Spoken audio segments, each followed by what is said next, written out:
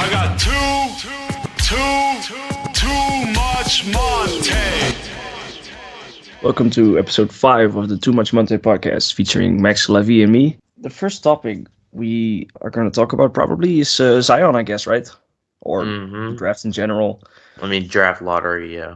Yeah, I mean, it's just insane that New Orleans got the pick, in my opinion. You know, I didn't expect that at all. Yeah, I mean, it certainly was not the most likely outcome. But, I mean, they had a pretty decent chance if you really think about it. They had a better chance than the Mavs did, so... Yeah, I guess so. And ultimately, I think New Orleans is an interesting place for him to go. Just because they have new management in town, so they seem ideal to build around him, considering the reputation of David Griffin in particular. It's going to be interesting to see what happens to Alvin Gentry, though. I'm not really sure if he's going to be sticking around now. Yeah, maybe not. I mean, I agree about the first part, though, because I always felt like a lot of people, they talked about how the Hawks would be the perfect destination for Zion, and I didn't necessarily agree with that because they already built around a couple of players, which I'm not sure fit around Zion, in my opinion. And I feel like New Orleans has the perfect opportunity to build around Zion and draft and sign a lot of shooters and defenders and playmakers. And, you know, I think that works a lot better, in my opinion. Yeah, I think the biggest thing for me with Zion in Atlanta that would be a problem is that he'd have to work so much harder on defense. Yeah. Because, like, John Collins and Trae Young are both, like, just disasters.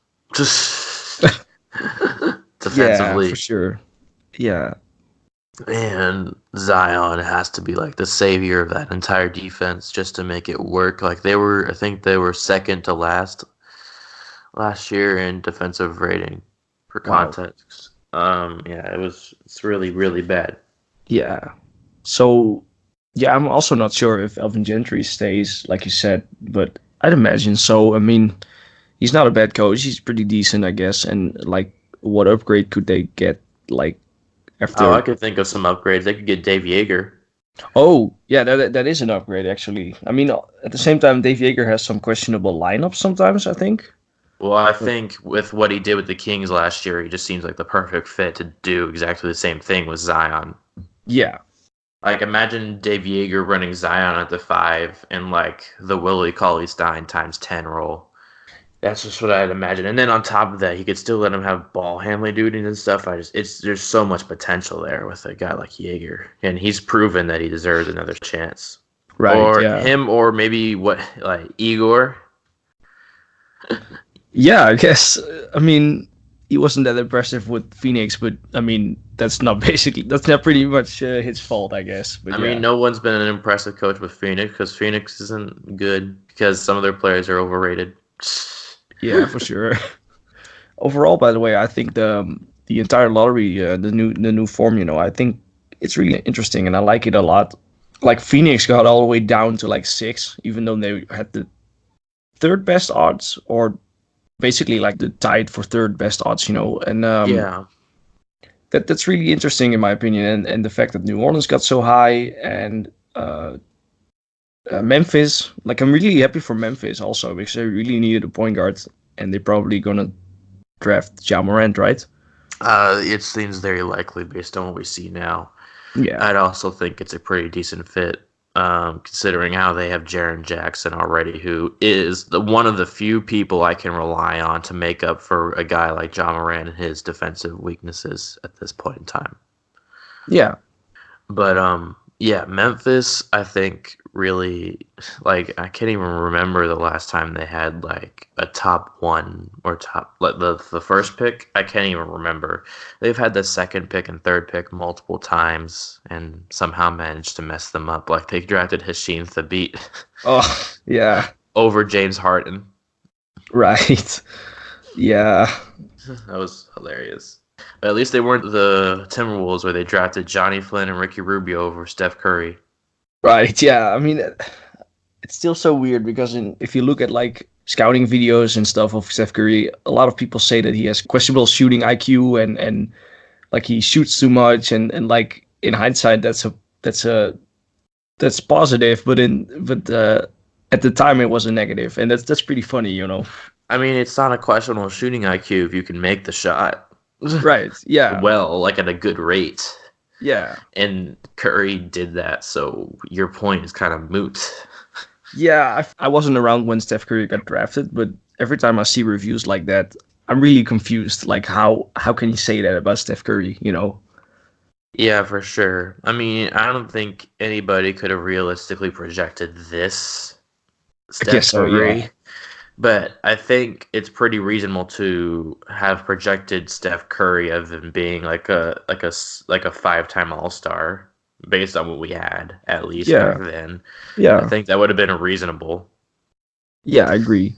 And by the way, if anybody's trying to compare like the 2009 draft class to this current one, it's not the same, y'all.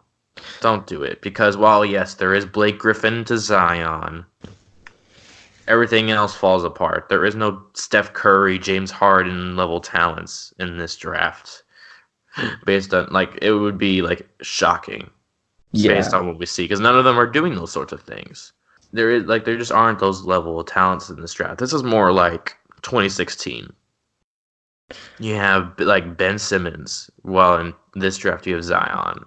Yeah. And then you have a bunch of prospects like in the soup. Some of them will turn out well, some of them will not. Some of them will even become all-stars eventually. But I don't think there's any other all-stars from the 2016 class at this point in time. Could be wrong. Yeah, I get what you're saying. Yeah, from what I've heard, I mean maybe Ja Morant, especially because he really fits around Memphis, I think. I mean, he's not going to be... He's the type of player that needs time to develop, though. He's going to have trouble coming into the league right away. Right. Because of the way he plays is, how should I put it, chaotic. Right. I mean, it's pretty similar to like Dennis Smith Jr., I guess, right? It's Dennis Smith Jr. if he knew how to pass, but if he also passed way too aggressively. And also was bigger and more athletic than him. Okay. It's not necessarily jumping wise, but like every other way, more athletic. Also like better skill in every single way. It seems like Ja Morant would take less time to reach his potential compared to like Dennis Smith Jr., I think. Oh no, compared to Dennis might not be good until like the end of his second contract. Right. I'm thinking Ja might take like 3 years before he's like really settled in. Okay, that sounds pretty good. But compared to like some draft prospects, but it is going to take some time and it's going to be ugly. Yeah. So you need a team that has the player development staff and has the faith in their young players to not like give up on them early.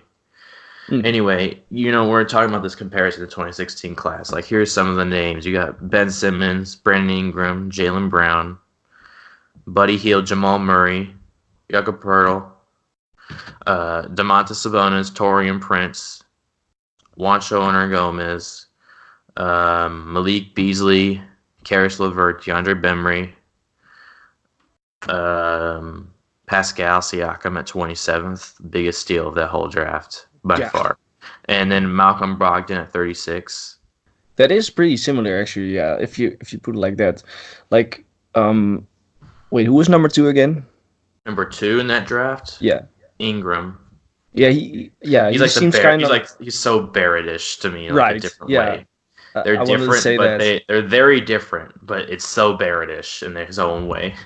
Yeah, like he's like the second most hyped player in that draft class. So a big market like LA or New York would like be really happy to have him. And that's the same with Barrett. Yeah. Yeah, and also I really don't think I think I'm not as big on Barrett as a lot of people are. Mostly because he's going to have a really rough transition to the NBA if he wants to be in the most effective role possible, which is not on the ball. Because he's not a creative enough scorer. He relies on using a lot of downhill athleticism to a certain point. Right. Now, he is not like he can't create, but like he doesn't create at an NBA level right now. in any shape, way, or form. It seems. Things could change if he ends up in the ideal environment. But that's just based on what we can see right now. And it's going to be hard trying to project guys like him, where it's like there's so many problems to just point out and pick holes apart in his game in particular. Right. So, if you were the Knicks, who would you pick with the third pick? I would trade down. I would trade down and like hit up, I don't know, Atlanta. Okay. Be like, I want your 8th pick and Torian And the Prince. 10th? Well, that won't work. They won't do that. They won't give up 8th pick and 10th pick. Okay. Because they would rather just have the 2 picks. Because like the difference between the 3rd pick and the 8th and 10th pick is not that much in this draft, if we're being honest with ourselves.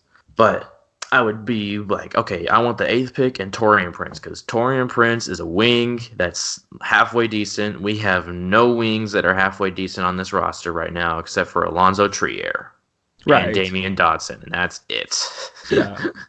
Like, we got nobody. I mean, you could argue that Kevin Knox is a wing, but he's more like halfway a big. But he's terrible. Yeah. He's terrible. Like, he is actually terrible right now. Yeah. He still has a lot of hype around him, though. It's pretty weird. It's because he plays for the Knicks.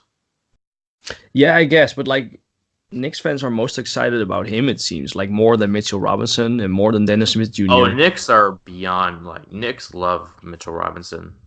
Yeah, okay. Yeah, you're right. They also, I'm still so salty about this. I like Brunson a lot, but I guess, yeah. Come on, man. No. No. No. I like Brunson a lot, but you could sign guys like him in free agency. These Mitchell Robinson type dudes do not come around so often. I mean, I'm a Knicks fan, you know. I mean, behind the Mavs, the Knicks are my second favorite team, and you're like a half Knicks fan because you don't want to deal with all the pain. Yeah, I mean, to be honest, most Knicks fans only watch when they're good. Like, when they're tanking. Oh, you haven't seen Knicks the fans crazy side of Knicks Twitter, have you? There's some crazy people. There are, yeah, I know. But, I mean, I'm kind of glad with Mitchell Robinson, and also I felt kind of sad that they didn't get the first pick this year. But at the same time, I'm not sure Zion is the type of guy that wants to be in New York.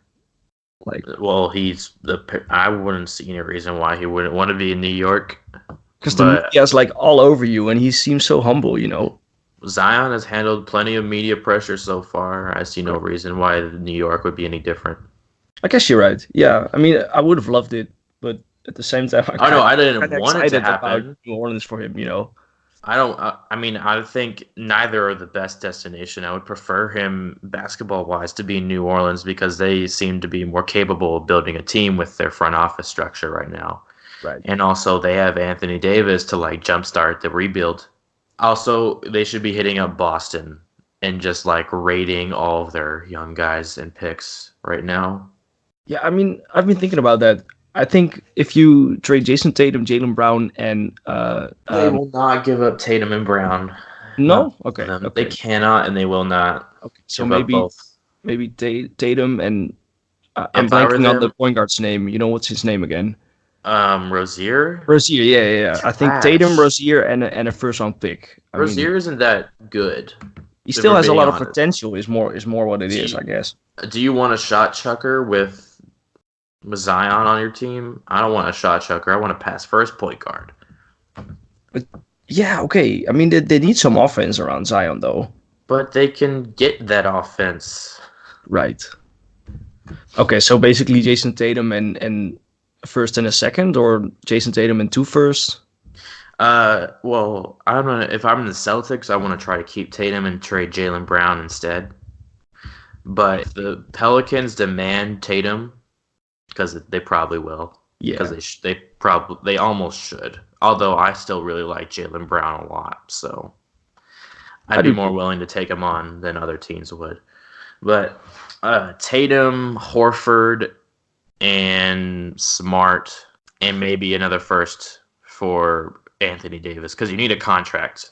I think that's a fair trade. Yeah. But if they could take on Brown, I would do like Brown, I would do Brown, maybe Williams, Brown, Williams, and like 2 or 3 first-round picks and Horford. Okay, yeah, I guess that's a fair trade. Because they could use a rim protector on their roster because they don't have any. Yeah. What could the Knicks offer? I The wonder. Knicks, like the third pick, Mitchell Robinson, and nothing, like a bag of chips. They could offer the future picks from the Mavericks, I guess, but that's not too valuable. Right. I mean, Jared Culver or RJ Barrett and then Mitchell Robinson on the Pelicans would be pretty cool, I guess. Who cares about that when you can get Jason Tatum or Jaylen Brown? Sure, yeah. Because both of those guys are better in my mind. Straight Right. up.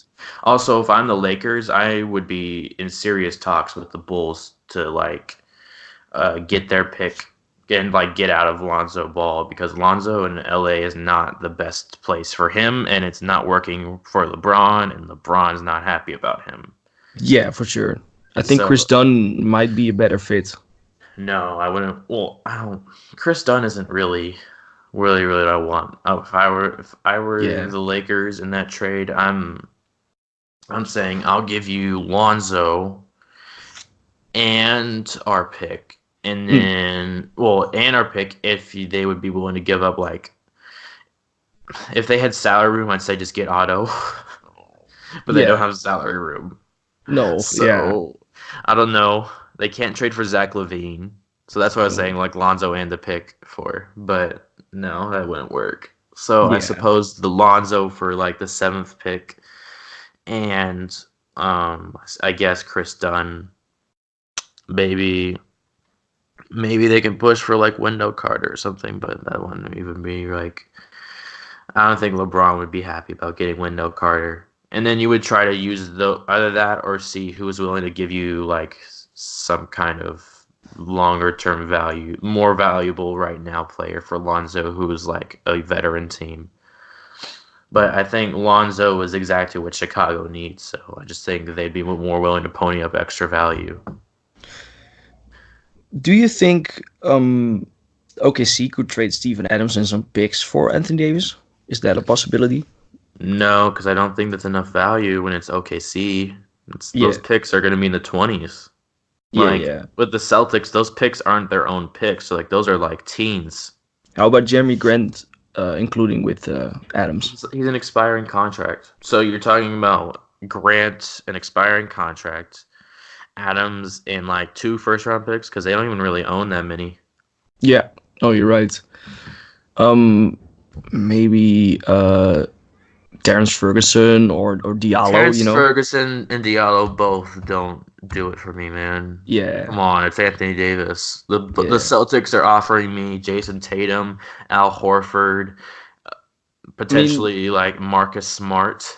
I'm not sure they're gonna offer Jason Tatum though. I mean, I hope so, but okay. The rephrase this: the Celtics are offering me Jaylen Brown, Robert Williams, 2 first-round picks, and Al Horford. They still have Robert Williams, right? Yeah. Yeah, that's what I was saying. Right. I think that's pretty that would be a pretty good player for the Pelicans. I mean, they're pretty excited about that. I think. That's what I was saying. They need rim protection and pick and roll bigs, and I'm not sure there's anyone better that's young and available right now. Yeah, I would do that if I was the Pelicans. Honestly, Jaylen Brown and Robert Williams, and then maybe another first. Yeah, but I don't think that any other team can match what Boston can provide. Yeah. Realistically, right. Out of the teams that are looking for him. Right, yeah. Maybe the Spurs? I don't know. If they had more picks, but they don't really have extra picks. Yeah, you're right. But yeah. I think that's everything to go over in the Anthony Davis drama, realistically. Yeah, I think you're right.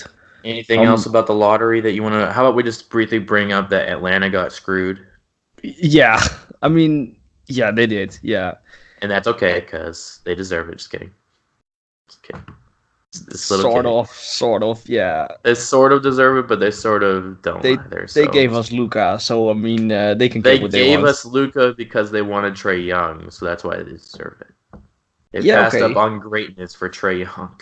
right. I mean, Trey Young is probably still the runner-up to the Rookie of the Year, though. That So doesn't mean anything. I guess so.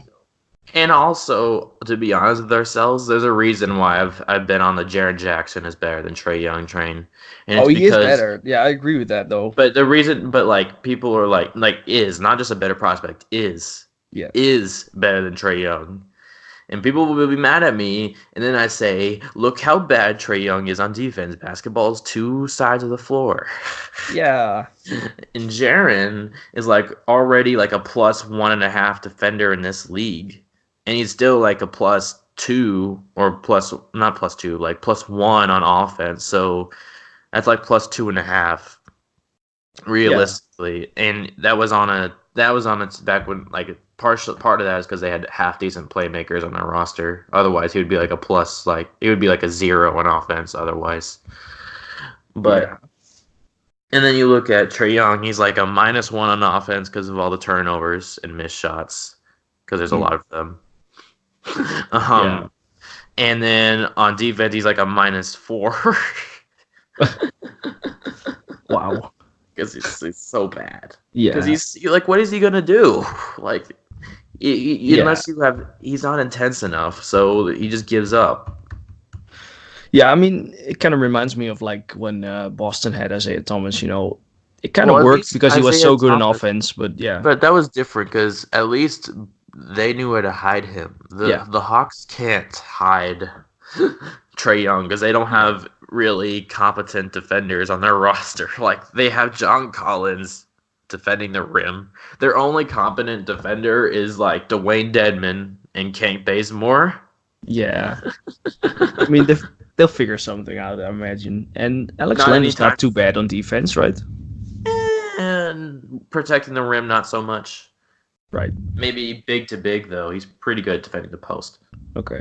And also, by the way, how weird was it that they announced the Hawks pick as the Hawks pick? Like, I just think it was weird because what they should have done was they should have announced it as the Mavs and the Hawks at the same time. Like pull out a Mavs card and with an arrow. yeah, to exactly. Hawks. Yeah. And just like by way of Mavs, and then it would have been clear from the start. Yeah, for sure. It kind of sucks that the Mavs didn't keep their pick, but it was expected. I mean, yeah, there was like a 26% chance. I was like railing for Zion, but understand, I never thought I was just trying to speak it into existence. Yeah. So like, never realistic sense. Uh-huh. Yeah, I'm like, I was like, well, the Mavericks gave up like the 10th pick and Trey Young for Luka Doncic, so this is a home run trade. Like let's look at some of the names. Let's say the Mavericks gave up Brandon Clark, who I love to death. Brandon Clark and Trey Young for Luka Doncic. No worries. Okay. Even though you love him so much. I do, but I love Luka more because he's obviously the better prospect, and it's not even close. Yeah, for sure. And how happy would you be with like the 4th pick? Not that much, right? I'd be happy-ish because we could probably get off Hardaway with that. That's true. Oh yeah. I mean, yeah, but it is what it is, I guess. Yeah, for sure. Like, I mean, I'd rather just get rid of Hardaway, but it's done. So Yeah. So I have a question for you. Do the Mavs really need like a defensive big like Dwayne Dedman? yes, Because I've been thinking, and like someone like Dedman or Ed Davis, they're better rim protectors than perimeter defenders. And I've been thinking Dwight Powell isn't that bad at perimeter defense, and But Porzingis he's isn't a gonna bad get- rim protector. yeah, but the problem is that Dwight Powell is a very poor rim protector, and Porzingis is going on occasion to get drawn out of the paint, and also Powell's just skinny, man. Yeah. Like, and Powell defending the perimeter is like he's probably like one of the best bigs that's like a bench rotation piece to defend the perimeter, but on an NBA scale, if you're talking about starting bigs, he's not like excellent at it. Okay. Yeah, that Like, makes sense. He's just a really good team defender in that aspect for sure, which is great to have, but he doesn't have like some unique extra high understanding of rotations or like perception the way like a Brandon Clark does. Right. So and also Brandon Clark protects the rim as Right. if he was like 7 foot. right, yeah. That's just why I love Okay, Brandon so Clark. so let's put it like this: if the Mavs sign someone like Ed Davis, who is like a traditional rim protecting big, how would that work with Kristaps exactly? I would just kind of it would depend on the matchup, and also I would not have Ed Davis as my preference. It would be Dedmon. Yeah. Because Dedmon provides something offensively, and Ed Davis provides rebounds. Like, just straight up provides rebounds, and that's it. That's all he does offensively. Like, what else Right. is he going to do at, like, a high level? Dedmon Right. shoots at a pretty high level. He finishes at a pretty decent level. He defends at a pretty decent level. He's even able to not just shoot, but, like, I've seen him take shots off the dribble. And like make them. No, Wow. It's not like you want him creating his own shot, but like if you want him to like run up from half court, take a single dribble off the catch, while like still while his momentum is still going forward, and then like he's able to plant and shoot, he can do that. Wow. So that would be pretty similar to Kristaps, honestly, and that would be like insane to have together, honestly. The difference is Kristaps is going to be creating his own shots, whereas Dedmon, you want his shots being created for him. Right, yeah. And also, I think Dedmon is big enough. He's 6'10", 240. Everyone underestimates, like, 6'10", 240 is plenty of weight on a guy that tall.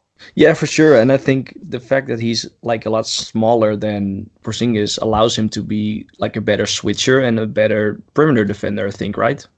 For sure, he's definitely more mobile. Yeah. So And also, on top of that, Dwayne needs to be playing and taking care of those duties anyway, because realistically, like, you don't want Porzingis getting tired on defense.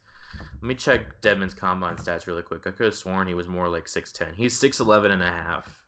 Oh wow, that's basically 7 foot. 7'4" wingspan, measured 239 pounds on combine day. He's probably gained weight since then. Yeah, I'd imagine so. Like, I'd imagine he's put on at least 10 to 15 pounds. Could you look up Porzingis wingspan? I'm really curious. It is 7'6". Right. Okay. So, like, basically, Dwayne Dedmon's arms are a bit longer in comparison, but yeah. Dwayne Dedmon's arms are shorter than Kristaps. Like, he's obviously not as tall, like, physically, but like he's more packed. His frame is well packed in. Right. Okay. I'm just trying to figure out his current weight, because I know it's not still like 240 pounds. Like, it's the NBA. If you're a big man, you're gonna gain weight. 256. Yeah, Sorry, is that not strong enough, y'all? Like 256 pounds? Definitely like, strong. You can't take the beating to play in the post. Excuse me? Yeah, you're right. Would the Mavs have to spend a lot of money to get him? I couldn't imagine them having to spend any more than like close to 10 million, and that's like a high estimate. He's like better than his previous contract, but he's also entering a free agency where there's a lot of other priorities, and he's getting up there in age. He's already like 29. Right. Would you say getting Patrick Beverley and Dwayne Dedmon and then also someone like Danny Green, is that possible for the Mavs? Possible, yes. Likely, no. Because I just don't think you can get all three of those pieces quickly.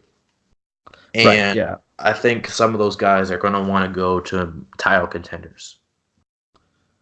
I mean, I would if you not have be those three surprised. players around Luka and Porzingis, you're basically getting pretty close to being a title contender, in my opinion. Are you better than the Raptors? Maybe. I will answer that question for you. No, you're not, because you don't have Pascal.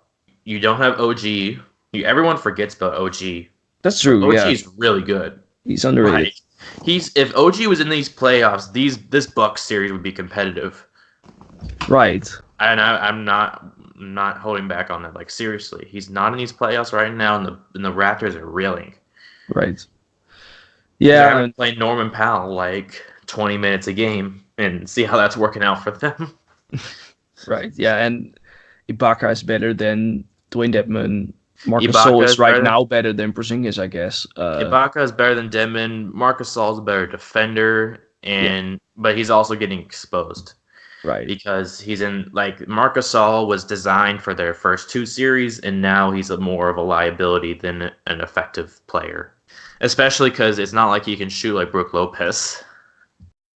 Yeah. I mean, a little bit, but yeah.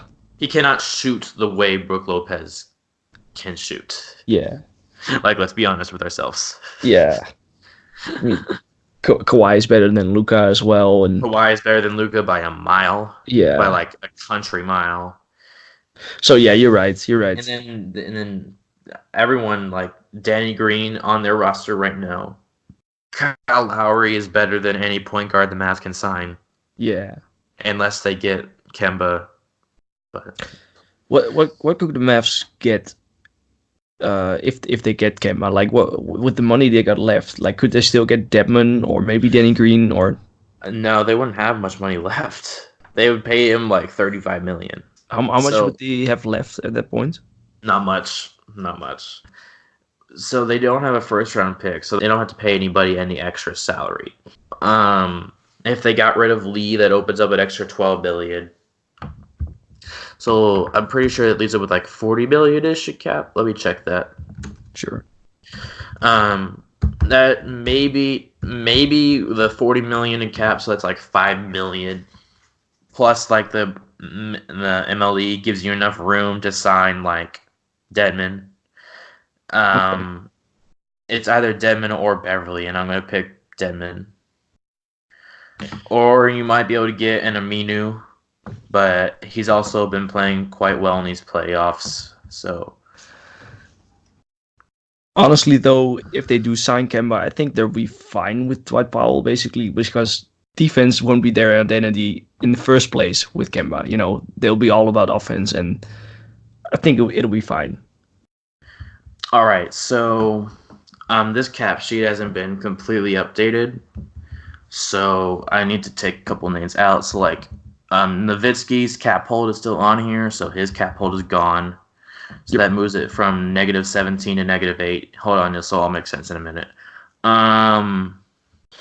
They can probably release the cap hold of Trey Burke as well, so that gives them an extra $1 million.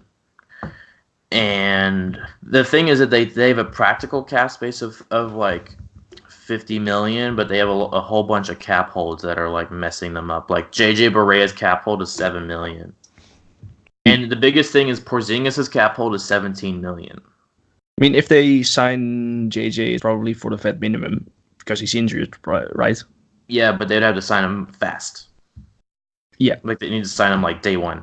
Yeah. If they're going to sign him or release their cap hold and move on. I think that they'll just release him for a little while and then see after they sign a few players whether if they sign him to still vet need him. minimum, if they sign him to vet minimum, they could still release their cap holds and then just sign it because you can sign anybody as long as you have roster space to vet minimum. No rules attached. Right. So like they could but they will not release their cap holds on Kleba and Finney Smith. So that's $4 million right there. That's cap space being taken up. Yeah. But they could realistically clear room enough to still sign Kemba, but they wouldn't. Their room would be tight after that, to be honest with you. Yeah. Because let's just assume with their full practical cap space -17 because of Kristaps, -4 because of Dorian and Maxey, and somehow they get rid of all the other ones, which they won't, but let's say they will. So, so that's 34-ish million minus for 30 million. So like pretty much all your money is being spent on Kemba, including like exceptions. Yeah, you're right. So you would need to use like the trade exceptions that you have left in order, and you have about 22 million, unless you use the draft trade exception. Because if they use a trade exception before the draft, it's bigger. Okay. But so would you want Kemba in the first place? I mean, I'd be okay with it. It's not my preference. Yeah, okay. I mean, I'm not so sure. Like at least the same as what you're saying, but maybe I wanted more than that. But at the same time, having a deeper team would be nice that plays defense. I mean, my biggest thing with that is I think I don't see as much of a difference between Kemba and Brogdon in terms of what they would be doing on this team. In terms of what they would be doing on this team.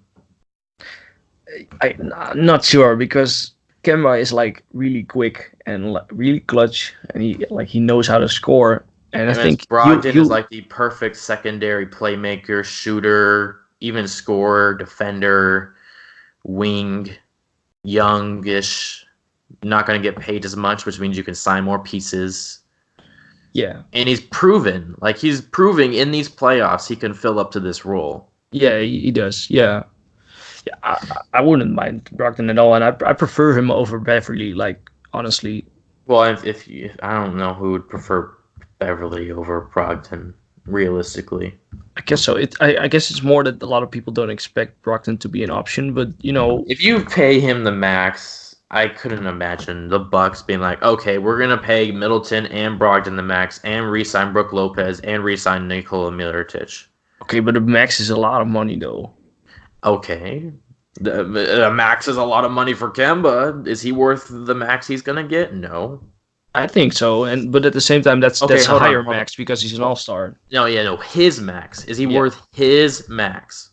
I think so, but it's just that your team won't be deep, and that's the problem. Like, hold on, let's look. Do you want to take the risk? Is more the question. Of course, he's worth it, but let's consider this for a minute. How many names next year are realistically going to get paid at least $35 million? Let's consider that. Like 12 or something? 12. Maybe more. Let's put on the aggressive end and say 15. 15, okay. How many of those guys are realistically worth it? 10. Something like that, maybe? Let's put it between 9 and 11. Okay, yeah. And there are 6 guys who are guaranteed to get paid that much. LeBron, Curry, Westbrook, Wall, Harden, and Paul. Right. Those are the guaranteed guys. And out of that group even, like, it's just like LeBron, Curry, Harden, that's it. Like, I wouldn't even pay Westbrook that much. Come on. I mean, look at what he's done. Not based on this year, maybe, but I mean... Based on every year. Westbrook, come on. Every year since Katie's left, look what's happened. He's got an MVP since then. So MVPs don't mean nothing if you can't win in the playoffs because your decision making is too chaotic and you don't know how to change. I guess so. That's what I'm saying, right? So if 9 to 11 of those guys are really worth it, is Kemba number 1? Is he in the worth it group? If you put it like that, no. But is he worth it? No. And then 2. If you look at that entire group, how many of those guys is he better than? Wait, what's the list again? LeBron, Curry, Westbrook, Wall, Harden, Paul, and then we'll add in like Durant. Okay, so he's better than Chris Kyrie, Paul in my opinion. Better than Kyrie as well, I think. I don't know if he's better than Chris Paul now. He will be soon, but not now. He's not better than Kyrie. He's not better than Kevin Durant. He's not. There's a bunch more Ks. I wouldn't take him over Chris Middleton. I know I'm going to get fired for that. I don't care. I think Chris Middleton's better because just because you have more All-Stars doesn't mean you're a better basketball player because that's not how this works. I mean, Chris Middleton is more well-rounded, and that's really nice to have. I think the fact that Kemba is so clutch and stuff helps his case, you know. And Chris Middleton wasn't clutch? You remember what he did last playoffs? Right. Yeah. Like, he was insanely clutch. Right. I mean, in a different way, of course. Like he was hitting clutch shots. What else is clutch? Yeah, you're right. But, like, Kemba creates his own shot, and I think Chris that Middleton a lot of teams take shot. A lot of value for that, you know. Chris Middleton creates his own shot, too, though, and just in his own way. It's not as much dribbles. He creates it by either off the ball, which is not as much him creating, or he creates it by just, it's like 2 dribbles, spin move, turnaround, bang, 2 points. I mean, I'm not saying that I would take Kemba over Chris. It's just that I think both deserve some max. Oh yeah. It's like they're honestly Chris Middleton and Kemba would both be getting overpaid in that scenario. Okay, I guess. But I like Chris more, and that's what I'm saying is who is Kemba better than in that group? Let's just look at the current free agents for a minute. Yeah. Just so that I don't mess up names. Okay.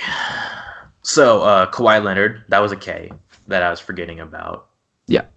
Does Jimmy Butler get paid $35 million? No, I don't think he gets a max. Yeah. Does Klay Thompson get paid $35 million? Probably, and I think Kemba might be better than him. Than Klay Thompson? Yeah. Nah, man, no.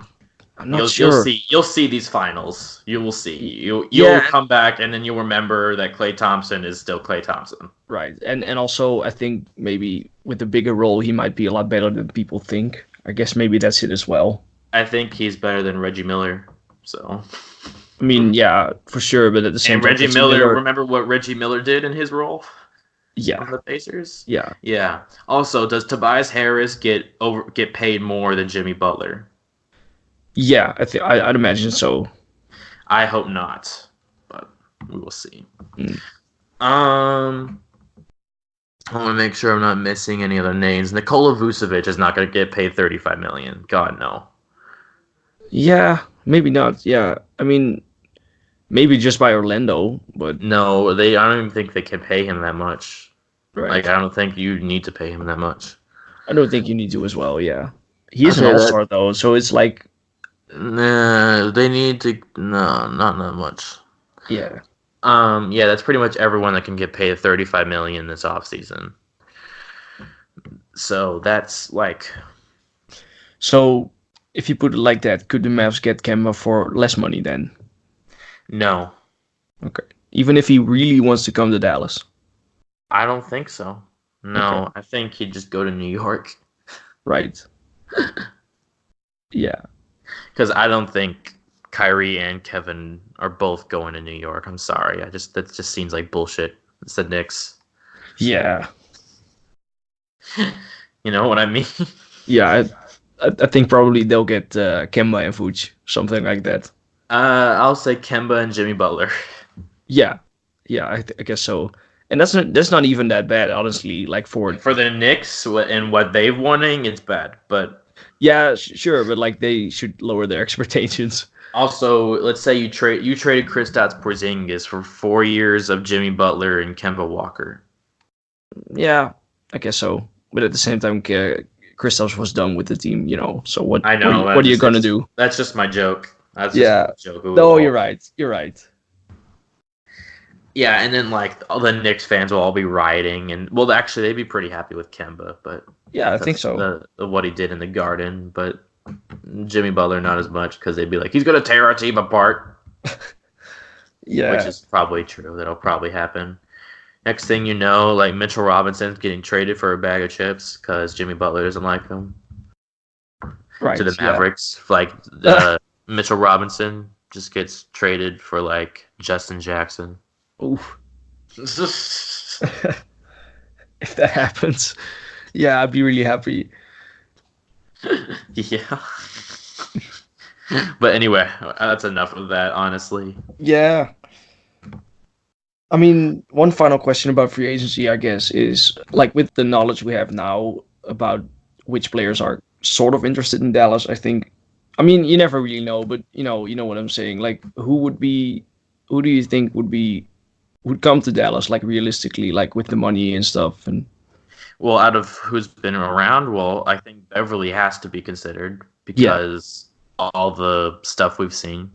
Yeah, for sure. Brogdon, if the money came, because money talks. I think, by the way, Patrick Beverly and then Brogdon and then Luka, I think that kind of works. I'd rather have Brogdon and Dedmon. Yeah, for sure. Yeah, but like 3 playmakers that all can also play off ball, I think that works. How much is Beverly really a playmaker? Right, exactly. He's more like a small shooting guard. Basically, sort of. So yeah, Brogdon, Beverly, and Luka, it will work in my opinion. I wouldn't mind it. Yeah, but it would be an intriguing option for sure. But I would Some like that other one as well. Yeah, Yeah, some other options. Obviously, Ed Davis, Al-Farouq Aminu, I think has to be mentioned. yeah. Thaddeus Young, He would fit next to Porzingis like really well. he would. I still prefer Aminu. Um, that's just some names off the top of my head. Jeremy Lamb would be interesting.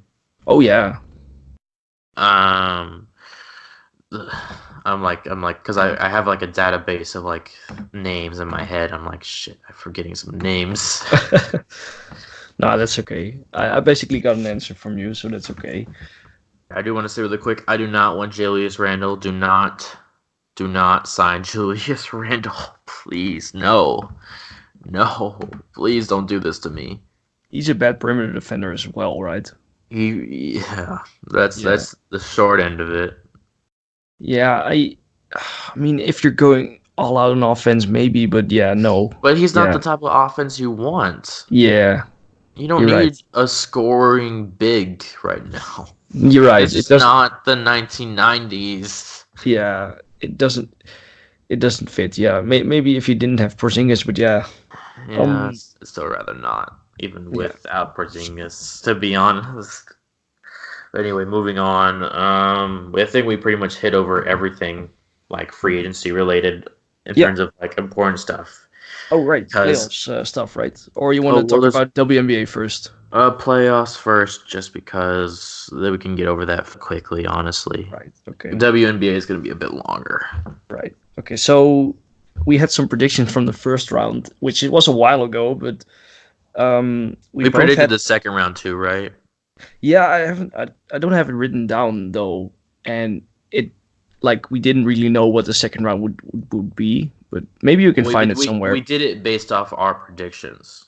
Yeah, exactly. So, yeah. I had the Nuggets beating the Blazers, and that didn't happen. So, Yeah. it almost did twice, but it didn't. Wait, let's just start from the beginning. I had the Warriors in 4, and did that happen? Didn't happen. No, was it in was 6. It was in 6. 6. It was Right. in 6 because You they had were. them in 5, so I had them in 5. you basically beat me there. Yeah. Then you have Rockets versus Jazz. I think I had that in either 5 or 6. And You it had was that in 5. 6, and I had them in 7, and Wow. the Rockets swept them, right? I'm pretty sure it was in 5, actually. 5, okay. Then you have Nuggets versus Spurs. Oh wait, no, Blazers versus Thunder first. Yeah, you had the Trailblazers in 6, and I had the Thunder in 5. Yeah, I mean, I knew that Dame was I was not here for the "I'm busting that ass for years" comment. So, yeah. also Houston beat the Jazz in 5. Okay, yeah. So you beat me. You beat me 3 times now. Yeah. And then we have Nuggets Spurs. I think I did that one in 6. You had them in For 5, Nuggets. and I had them in 6 for the I Nuggets. did not have the Nuggets in 5. You did, yeah. Oh, I didn't, because I said 5 or 6, and I was like 6. Because you know how I know? Because I had it in the app. I had them in 6 in my Oh. NBA app. So I Okay. wouldn't have changed my prediction. Okay, I guess, yeah. Yeah, and I had them in 6. So, what was it again? 6, right? With the 6. final It was- result. Oh, it was in 7. It was in 7. It was in Oh, 7. that's right. Oh, of course, yeah. Yeah. Next round. Wait, no, Eastern Conference. Bucks. I had them sweeping the Pistons. Please tell me you did not have them in 5. Let's see. I had them in 4. Yeah, the Bucks in 4. This Celtics series is tragic. Yeah. Really quick, because I had the Pacers in 7, and it was close, but the Pacers just had no offense. Yeah. That was kind of weird. You had the Pacers in. Sorry, I was looking up the score for the Spurs Nuggets, so I was kind of distracted. And it was Game 7. Yeah, I didn't really remember that, but Well, the Pacers. Well, I had the Pacers in 7, and Boston swept them. yeah, that's weird. I had the Celtics in 7, so I mean we were kind of close with that. You were better than me because you had Celtics. So Next we have Raptors Magic. Yeah, you had them in 5, the Raptors, and did. I had the Raptors in, what was it? In 6.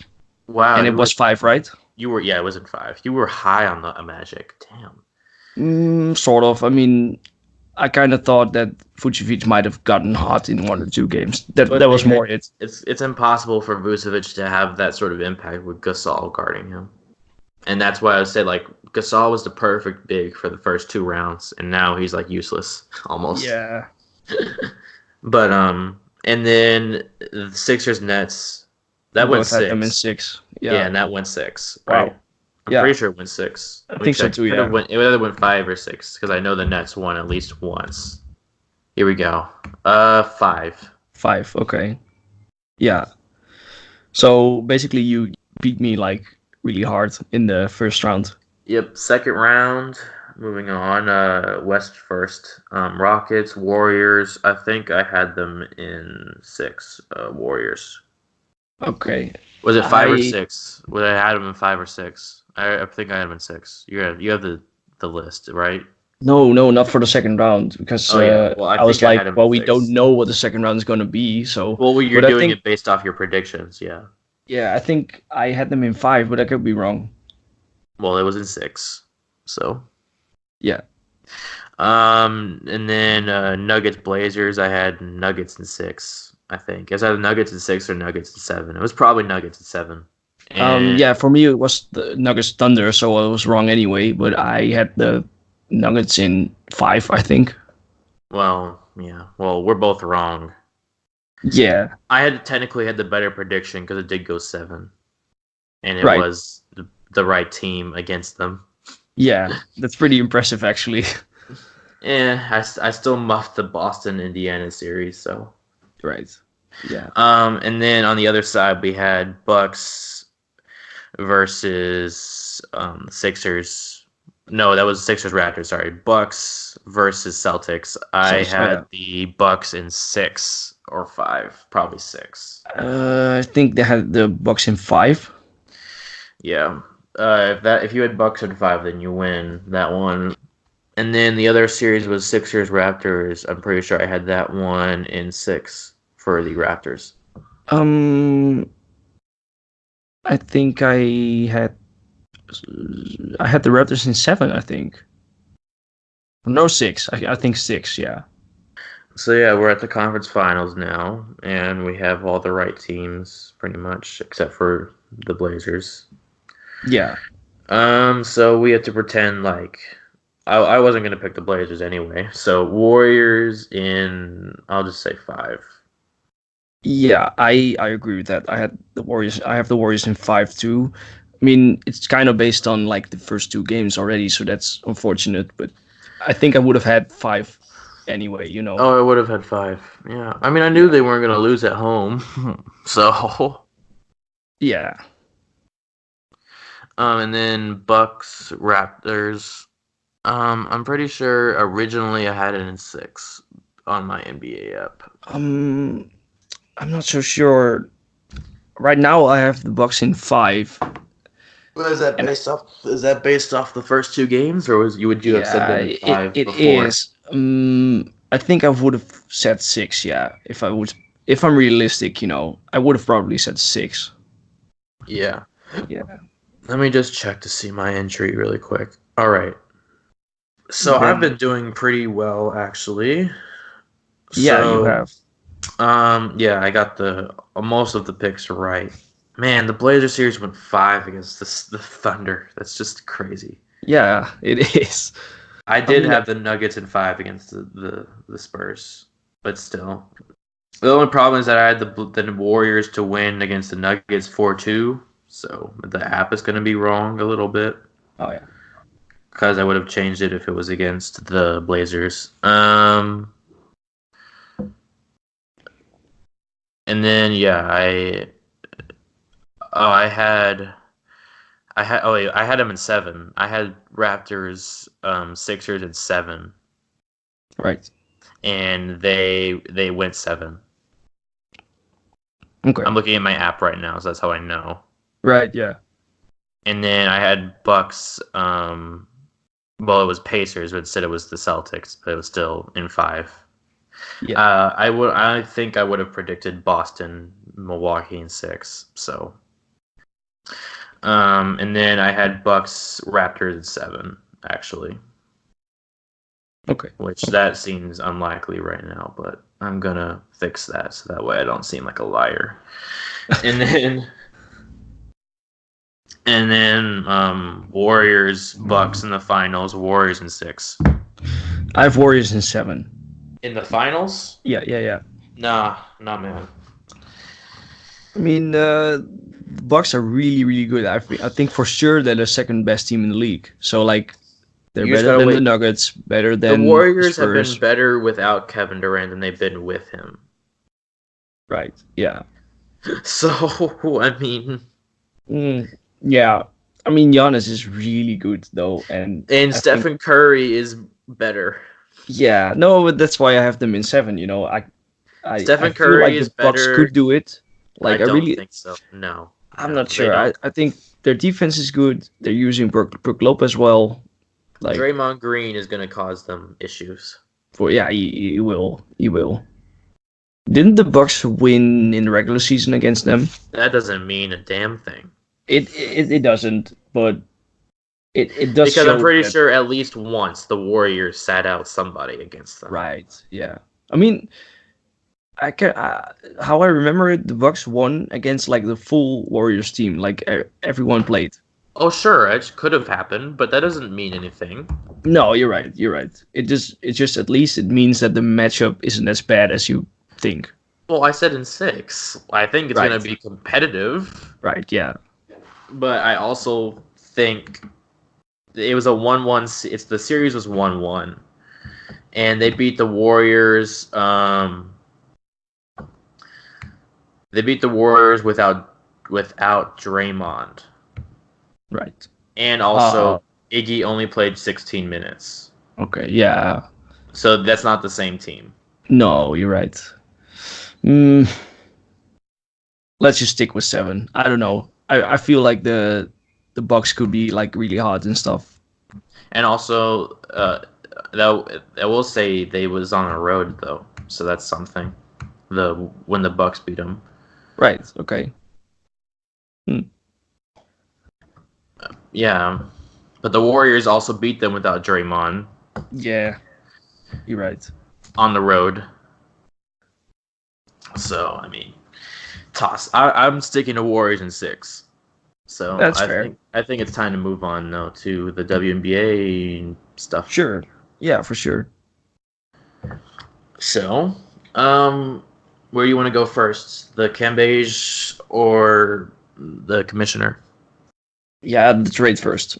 So I don't really know that much about it. Like I follow the WNBA like really casually. Like I watch highlights mostly, and I'm gonna probably like pay League Pass because it's like really cheap.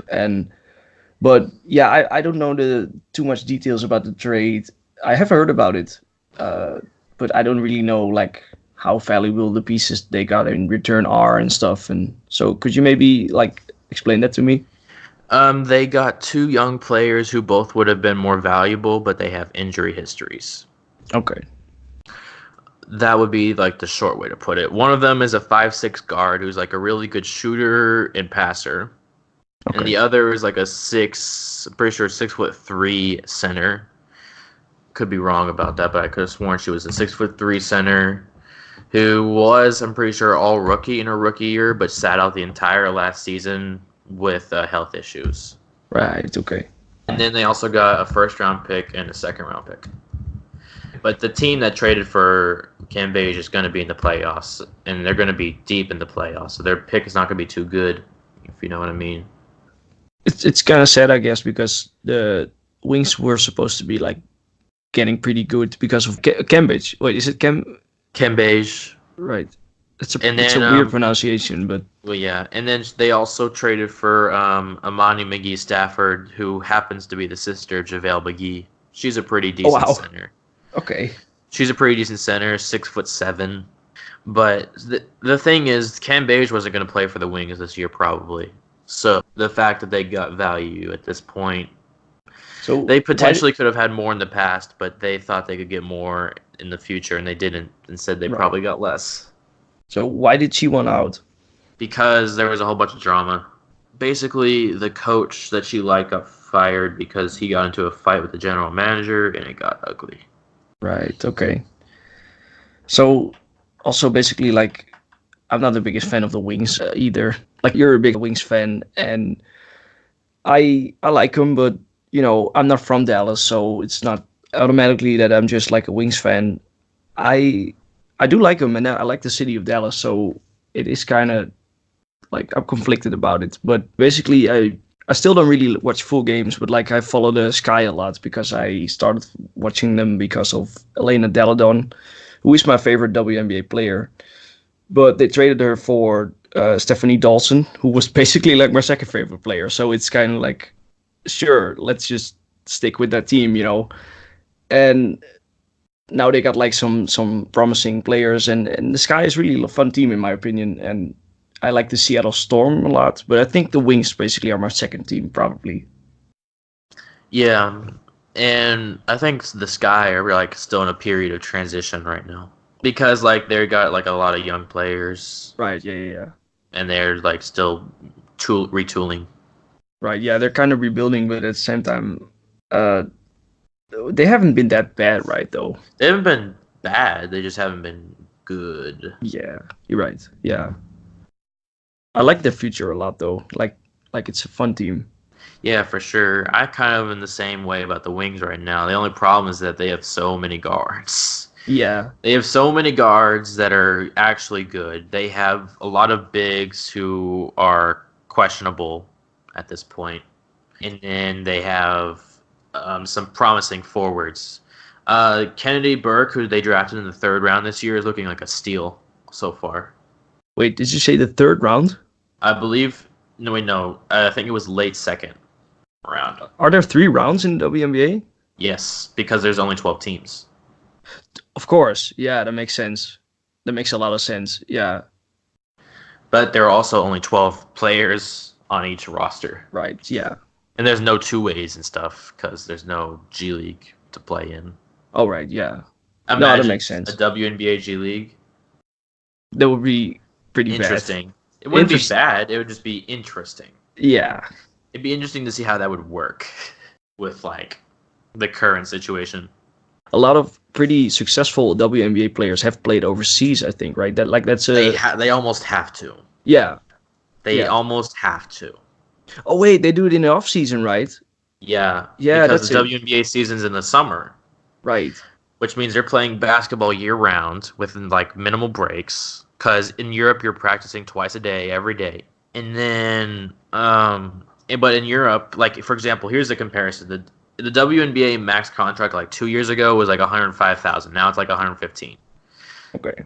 And then the median salary for American players in the Russian Women's League was $375,000 2 years ago.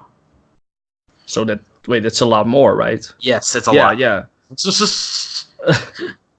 Okay, so wait, how is the WNBA attractive to people exactly? Like how? Because you can't get those salaries in foreign leagues if you don't have a brand. Right. Okay.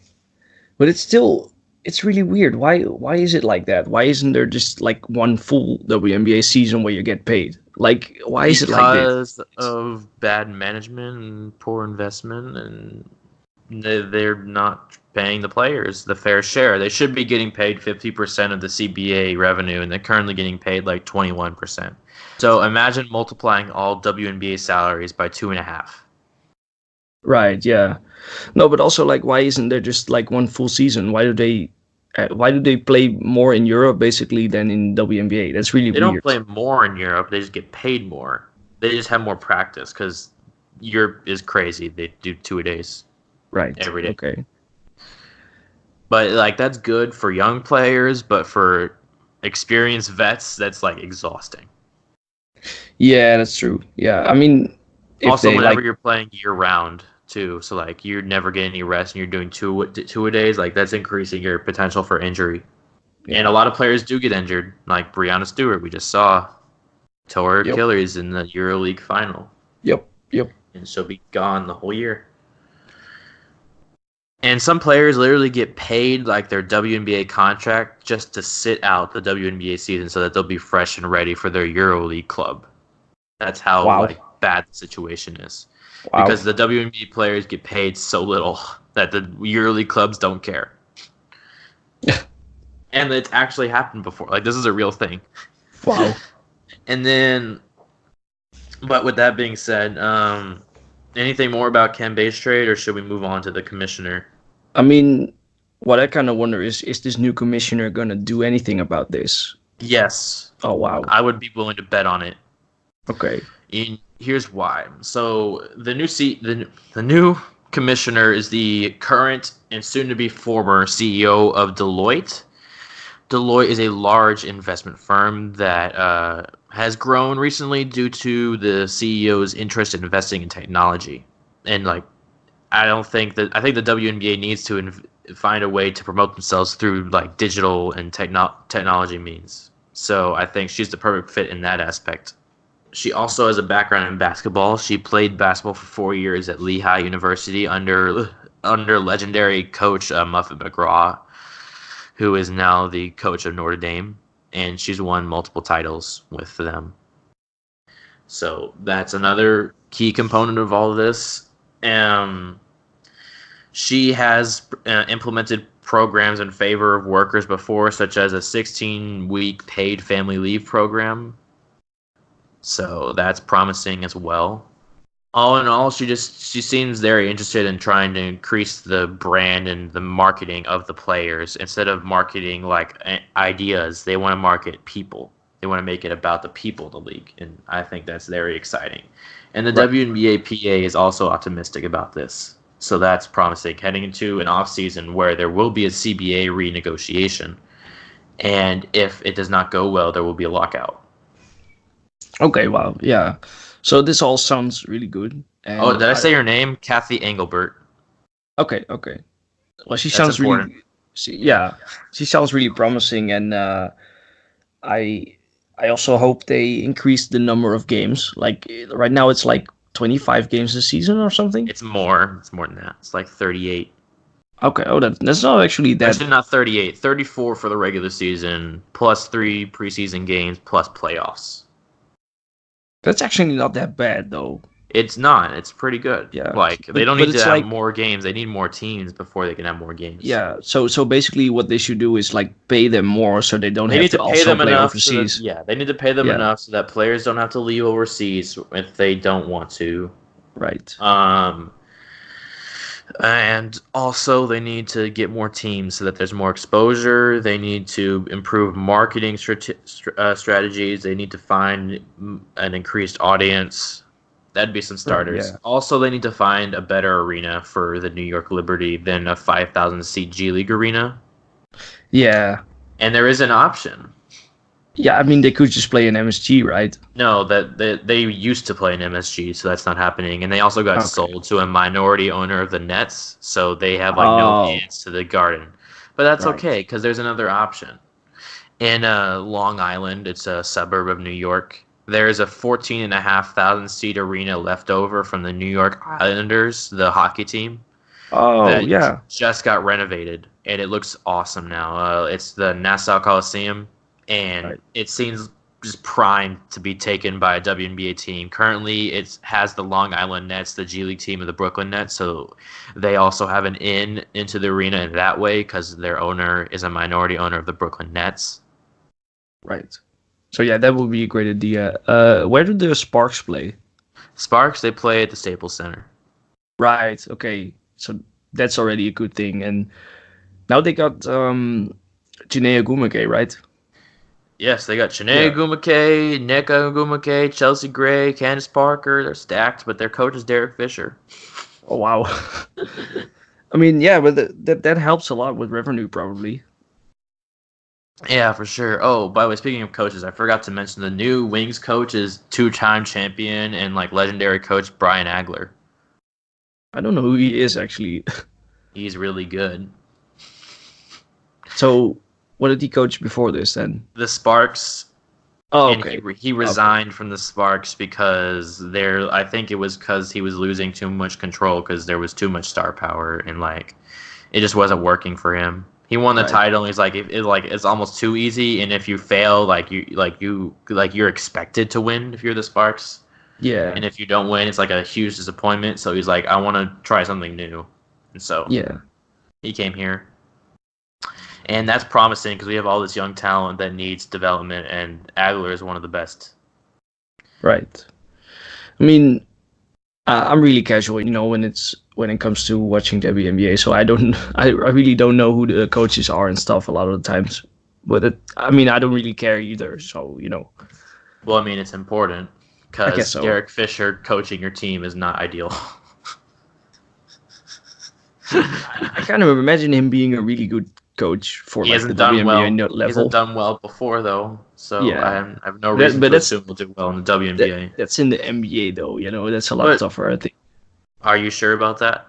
Yeah, I guess maybe this makes it harder to coach. I think it's harder to coach Yeah. here if you've never been a good coach before. Right. Okay. Because you don't really know as well these people. Like a lot of those players that he was coaching, he already knew because he'd been in the league. Then it's a really weird choice by the Sparks. It was the Sparks they're interesting, but they've made some really great trades. So I'm sure there's some reason behind all of that. It's kind of like I like Chineo Gumake a lot though. Like she's one of my favorite players, and it's not that fun that she plays in LA now. I don't know. Well, I'm still not picking them to win the title, so. No, you're right. I mean, what I'm saying is like, I don't like LA, and I don't like the Lakers, and now the Sparks have some really great players, and it's like, why couldn't they have gone somewhere else? But yeah, Because she wanted to go there in the first place. She forced her way there. true. She wanted to play with his sister mostly. Yeah, And also, Staples Center is like a 3-minute walk from the ESPN LA studios. oh, that's true. Yeah, Whereas the Connecticut Suns facilities are like a 50-minute drive from the Bristol, Connecticut studios for ESPN. So that's a decent important factor as well, because she is doing her ESPN analyst job also. I feel like WNBA players, when they want to be out, when they want to be traded, it gets done really, really quickly. Like Anthony Davis situation. Cam Beige has been doing this for longer than AD's been doing this. Okay. Cam Beige has wanted it out since January. I mean, I feel like Elena Deladon got like traded really quickly. Like she just mentioned, like I want to be. Oh, it depends on the Washington front office. It depends on the front office and depends on the trades. Because in Cam Beige's trade, no one was offering good value for her. Like, this guy got Dulcin. Yeah. Whereas the best offer the Wings could get was like Maria Vadiva and Kalani Brown. Which, that's a good offer, but that's not like Dulcin. And it didn't happen in the end, so it doesn't even matter because now instead they got probably a worse offer than that. But yeah, that's pretty much the gist of that whole situation. I'm really excited for the whole commissioner situation as well. I'm really looking forward to that. And I think this is the season that determines the WNBA's future, because it's going to be interesting to see how their popularity changes with all these stars that are out. Diana Taurasi sitting out because of injury for like at least half the year probably. Diggin Smith out until we figure out when she's ready, because she literally she came into training camp just having a baby like 2 weeks before. Oh wow. Yeah. You have Breanna Stewart with the Achilles injury. Achilles, yeah. Candace Parker had an injury in a preseason game this year, and she's going to be out for a significant amount of time. Brittany Griner, I think, had an injury, not as long term, but still, she's going to be out for some amount of time. Maya Moore is still gone, and that's just like off the top of my head. Well, I mean, at least this or next year, at least the Staples Center will be like. I mean, it's not sold out probably, but like it would sell really well probably. Oh, I think it'll sell this year well if the Sparks figure out what they can market. Yeah, So at least that helps a lot with revenue. Yeah, for sure. And ultimately, I just think if the WNBA can prove to like people that they they have their own identity, because currently like the previous structure couldn't find a way to prove it, even though they still were. That will bring people in, and that's going to be huge heading into the CBA. But Right? Yeah. that's pretty much everything with that. I mean, the season starts in a week, so That's soon. Yeah. I'm gonna. I mean, it kind of sucks that it's right between the middle of the playoffs, but I'm gonna at least watch the home opener of the Sky. Like that's probably for the first time that I'm really gonna watch like a full game, because I never had League Pass before, because I kept forgetting to buy it. I don't know. And oh, I'm by the gonna way, probably just for the people out there, the WNBA League Pass is available May 20th. right, and it's like $17, right? $17 for a full season. Yeah, it's really cheap. So that's why I'm gonna That's gonna be like the equivalent, I think, to think it's $4 a month. something like that. Yeah. Yeah, I'm gonna try to watch some Wings games as well, see if I like that. And yeah, basically that. Like, I'm really excited about the Sky. They got Katie Lou Samuelson, and she seems really good. Like, a great shooter, playmaker. It would be Yeah. great as if we could actually watch her play in the preseason, but oh wait, we can't. Yeah, that's weird. Yeah. Yeah, I mean, that's it's just kinda preseason, disappointing. you know. I don't really care about preseason, Oh, come honestly. on, man. You tell me that you wouldn't want to watch some Katie Lou Samuelson highlights from the preseason games. I would, yeah. There aren't 'Cause you even can't highlights even- from it? There are clips, but they don't make full highlight videos. Right. And this is the tease thing about it all, is that they have cameras at the games, but they don't. Okay, so it's not even on like NBA TV or whatever. No, it's nowhere. You can't. Nowhere. You cannot. Wow. You cannot watch it. Like, period. Wow. You cannot watch it. There's nowhere. No one's streaming it because it's not being streamed anywhere.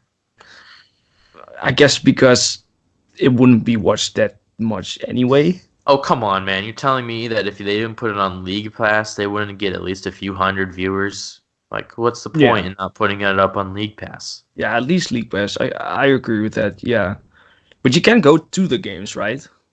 Yeah, but I mean, let's be honest. How many people are going to a WNBA preseason game whenever it's like? Yeah. They don't. A lot of the people are like, if I can't watch it, and a lot of the players that are getting played aren't going to be on our main roster this year, and a lot of people aren't even close to where their WNBA team is, because a lot of them live in like random suburbs. Like the teams, they're in random suburbs. Like the Connecticut Sun play in Uncasville, Connecticut. Right. Yeah. Good point. I mean, you could go to the Wings, right? You don't live that far away, right? It's like an hour drive. That's pretty. That's pretty without- decent. Without traffic. Okay. If there's so- traffic, it's longer. Right. Okay. I mean, for where I live, you know, in the Netherlands, an hour drive is like ridiculously far away. But if you live in Texas, it's probably pretty normal. It's still an hour. Yeah. And True. then on top of that, they haven't even had a home preseason game yet. They only have one, and it's this Sunday. Okay. And I can't go because I have stuff okay. to do. I mean, it's preseason anyway, you know. Yeah, I wanted to go, but I can't. The Dallas Stampede. If any of you listeners are in the Dallas area, Dallas-Fort Worth area, and you want to come to some Wings games, look up Dallas Stampede on Twitter, or Stampede Dallas is our @, and then also Stampede Dallas on Instagram, and join our Discord and follow us. And make sure to check that Discord, and there will be important information about how to get tickets for a better price than you can get it normally. And on top of that, with a special promotion we are doing with the Wings as well. So please look into that. And if you have any questions, there should be answerable within the Discord. And if not, we'll be there to answer them for you within the Discord. So please join, because we want to show that the Wings can get some proper support. And then co-founder of the group is Chef Gumby on Twitter, the Chef Gumby. It's actually pretty awesome because, I mean, if I lived in Dallas, I probably would have joined a bunch of games. Well, yeah, and of course you're in the Netherlands, so Yeah. not possible. Nope. You could just teleport, you know. Yeah, oh, that would be awesome. Yeah. Hey, it might be not too far away. I guess, yeah. I mean, yeah, if traveling would be like insanely quick, I would have visited Dallas like a lot, probably. But yeah.